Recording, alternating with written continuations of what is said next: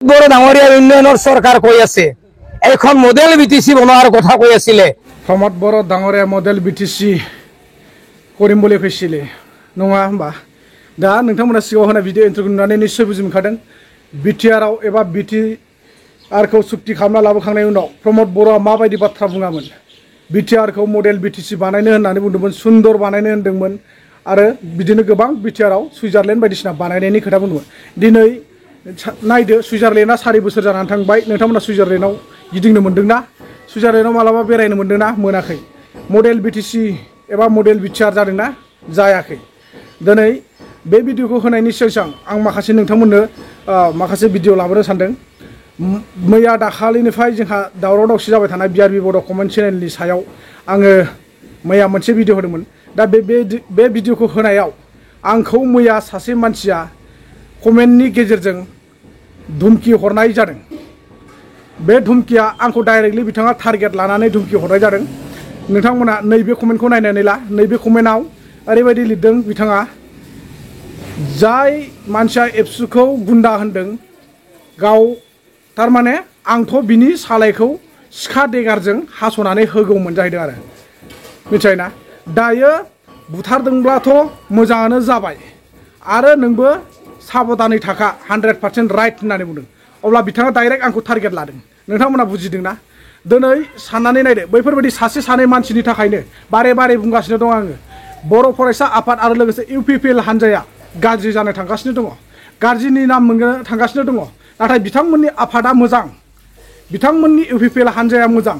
आं बेखौ बुङा जे गाज्रि होननानै नाथाय दिनै बैफोरबायदि सासे सानै मानसिनि थाखायनो एबा सासे सानै गाज्रि सुबुंनि थाखायनो आफादफ्रा बरनाम मोननो थांगासिनो दङ बबेबा मोनसे पार्टिया बरनाम मोननो थांगासिनो दङ दिनै बिथाङा आंखौ दमहरलायबाय बे निस्सय आंखौ जुगुमखादों बेखायनो बिथाङा दिनै बेफोरबायदि आंखौ टारगेट लानानै बेयो 100% खा होननानै नोंथाङाबो मोजाङै एबा साबधानै थाखा होननानै बिथाङा आंखौ वार्निं हरखाबाय जास्ट माने नेक्स्ट टाइमाव बिथाङा जेराव खाबु मोनो बेयावनो आंखौ एटेक खालामगोन आरोखि नङा होमबा दा साननानै नाय भाइ नोंथां बायदिमोन मानसिनि थाखायनो जोंनि बर' समाजा गाज्रि जानो थांगासिनो दङ जोंनि बर' हारिया गुलाय गुजाय जालांगासिनो दङ जोंनि बर' हारिया गावस्रालांगासिनो दङ नोंथांमोना मानो बुजि मोनाखै नोंथांमोनानो जोबथा बुजिनां गियानि गुनि होननानै जों सानो नाथाय दिनै नोंथांमोन बायदियानो बेफोरबायदि धुमकि होयोब्ला बै समाव मोनसे समाव नोंथांमोना नुदोंमोन ना बिपिएफनि आमोलाव बिपिएफनि समाव माबायदि धुमकि दादागिरि एबा दनजों सोलिदोंमोन थिग बेबायदि नोंथांमोननि समावबो दिनै बिटिआर सुक्तिखौ लानानै फैखांनायनि उनावबो नोंथांमोना बेबायदि दनजों सोलिनाय पावारजों सोलिनाय दादागिरिजों सोलिनाय खामानिखौ नोंथांमोना मावगासिनो दङ दिनै जोङो हा बुंनांगौ मोन्थाय गैयामोन नोंथांमोनखौ नाथाय नोंथांमोननि जाहाथे खामानि मावनायफ्रा साक्सेस जालाङो एबा मोजाङै नोंथांमोना मावफुंनो हायो आरो मोजां लामाजों नोंथांमोना रायजो राजाजों अनजानाय खामानि मावनो हागोन खोमा होननानैसो जोङो नोंथांमोनखौ बुंनो गोनां जायो नाथाय नोंथांमोना जोंखौ बुङोब्ला दुखु मोनो नोंथांमोननि बिखायाव नांहैयो जोंनि रावफ्रा गोरबोआव थें थें माने सिलाय बारुदनि गुलि गावनाय बायदि बोरलाजों थिर गावनाय बायदि नोंथांमोननि बिखायाव थें थें नांहैयो नाथाय दा नोंथांनि मुंखौथ' आङो डाइरेक्ट मेनसन खालामलिया बिथाङा जिबायदि कमेन्टआव बुंहरदों बिनि नामखौ नोंथांमोना खुद गावसोरनो कमेन्ट सेक्सननि गेजेराव नायनानै लानो हागोन दा आं बेखौनो सानो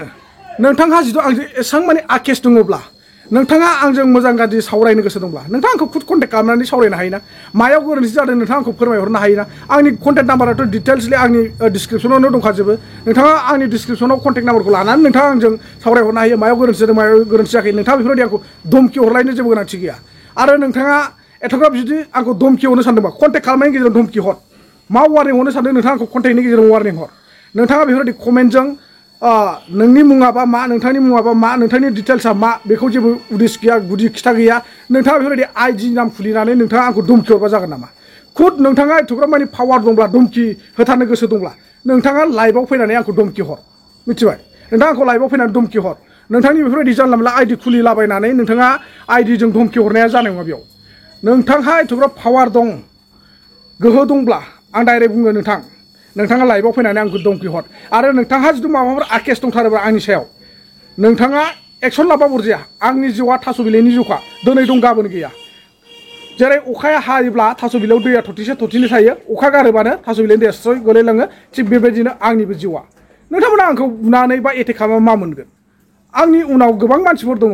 दिनै सैथोखौ सिखोमानो सानोबा सैथोआ सानसेबाबो नुजाखागोन साननैसोल'सो सैथोखौ सिखोमानानै दोननो हागोन नोंथाङा आंखौ बहाबा बुथारखोमाना दोनो ना मायो बे नोंथांनि खामानि आंनि जिउआ नोंथांनि आखायावनो जुदि लिरनाय दंब्ला आंनि जिउआ नोंथांनि आखायाव थैलांगोन आंनि जिउआ बहाबा एक्सिडेन्टजों थैनांगौ दंब्ला आङो एक्सिडेन्टजों थैलांगोन बे गासिबो इसोरनि आखायावनो लिरखाजोबनाय गोजा नोंथाङा बेयाव आंखौ बुथारनो मानो होननानै धमखि हरब्लाबो सोलिनाय नङा दा जाय हक नोंथांमोना बेफोरबायदि धमकि होनाय एबा दादागिरि खालामनाय दनजों सोलिनाय हुदाखौ गार प्लिज आं नोंसोरखौ बारे बारे रिकुवेस्ट खालामो मानोना दमा नोंथांमोनहाल' गैया बयहाबो दङ दिनै रायजो राजाजों अनजानाय मोजां खामानि मावनोब्ला बर' समाजजों बजबजानो लुगैदोंब्ला नोंथांमोना बर' समाजनि मोजां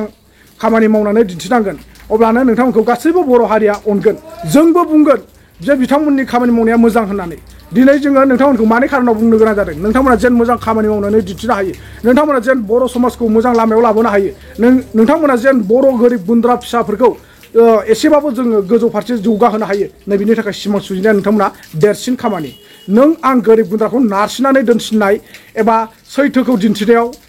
धमकि होनानै गादबनानै दोननाय बे नङा नोंथांमोननि खामानिया आं बेखौ सानो दा बिआरबि बड' कमेन्ट चेनेलखौ जेरैबायदि एटेक खालामदों बिनि सायाव आंहा बुंनांगौ जेबो गैलिया नोंथांमोना मैया दाख्लैमायनो जिबायदि नुखाबाय आरो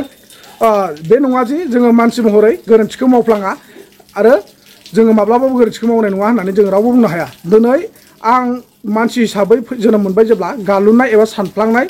बे थाखायो मानसिनि गोसोआव मालाबा गाज्रि खामानि मावफ्लांगोन मालाबा मोजांबो मावफ्लांगोन नङा होमबा आरो बेफोरखौ सानलायनानै जोङो गावजों गाव आकेस लालायनो जेबो गोनांथि गैया होननानैसो आं नुहुरदों दा जाय हक नोंथांमोना जास्ट आंनि रिकुवेस्ट नोंथांमोना बर' समाजनि थाखाय मोजां खामानि मावलां एबसु आफाद होनना बुङोब्ला जों बर' फरायसा आफाद होनना बुङोब्ला इउपिपिएल सरकार होनना बुङोब्ला जोङो फोथायो मानियो जेन बर' हारिनि थाखाय माबा मोनसे उन्नति खालामनो हागोन नामा बर'फोरनि थाखाय मोजां खामानि मावनानै होनो हागोन नामा जोङो बेखौ 100% फोथायनाय दङ नोंथांमोना जाहाथे मोजां मावलांबानो मोजां जागोन आरो बयजोंबो अनजागोन आरो मोजां मोनगोन नोंथांमोना दा नोंथांमोन बै सिगाङाव होनाय आङो भिडिअ इन्ट्र'खौ लानानै नोंथांमोना फुरा नायजोबनायनि गेजेरजों मा बुजिगोन एबा मा फोरमायनो सानदों नोंथांमोना निश्चय नोंथांमोननि थाखाय कमेन्ट सेक्सना खुला दोनखादों आङो नोंथांमोननि थाखाय नोंथांमोना कमेन्ट सेक्सननि गेजेरजों फोरमायहरगोन स' बिदिब्ला नोंथांमोना बे सिगाङाव होनाय भिडिअ इन्ट्र'खौ नोंथांमोना जोबजासिम नायनानै बुजिना लानो हासिगोन ৰোহগীয়া গাঁওখনৰ এই জ্বলন্ত সমস্যাবিলাক যাতে চৰকাৰে এই সমস্যাবিলাক আঁতৰ কৰি দিয়ে তাৰ কাৰণে আমি এই ৰাইজে ইয়াত অনুৰোধ জনাইছোঁ আৰু স্বাধীনতাৰ পিছৰে বুঢ়াবলৈ ক'লে আমি ইলেকশ্যনৰ সময়ত বিভিন্ন চলাকি কথাৰে আমাক ভোটবিলাক কালেকশ্যন কৰাৰ কাৰণে আহে আৰু আমাৰ অসমৰ মুখ্যমন্ত্ৰীয়ে যি ঢাক ঢোল বজাই কয় সমস্ত উন্নয়নৰ বাবে কিন্তু এই উন্নয়নৰ ফপলা স্বৰূপবিলাক তেওঁৰ চকুত নপৰে নেকি বিটিএডিখনৰ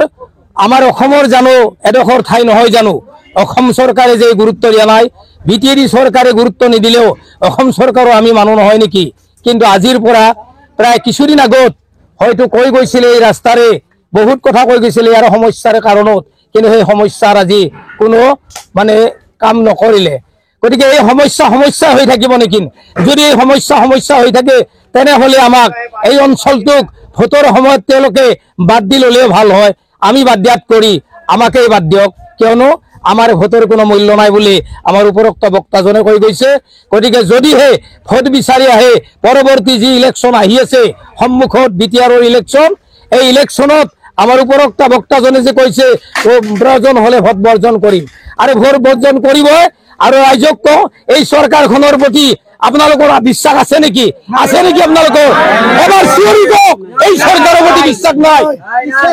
গতিকে এই বিশ্বাস নোহোৱা চৰকাৰখনে বাৰে বাৰে আমাক ফাঁকিবাজ কৰি আমাৰ মাজত এটা অশান্তিৰ সৃষ্টি কৰি দি আনি আছে বিভিন্ন দলে বিভিন্ন কথা কৈ আহি আমাৰ চলাকি কথাৰে ভোট কালেকশ্যন কৰাৰ কাৰণে আৰু যিসকল ভোটৰ বাবে আহে সেই সকলক মই অনুৰোধ কৰি কৈছো যদি এই উন্নয়নৰ কাম যদি হাতত নলয় তেনেহলে ভোট খুজিবলৈ এই গাঁৱত আহিব নালাগে বুলি কৈ মোৰ ক'বলগীয়াখিনি মানতে সামৰণি মাৰি বহুত বড় ডাঙৰীয়াৰ উন্নয়নৰ চৰকাৰ কৈ আছে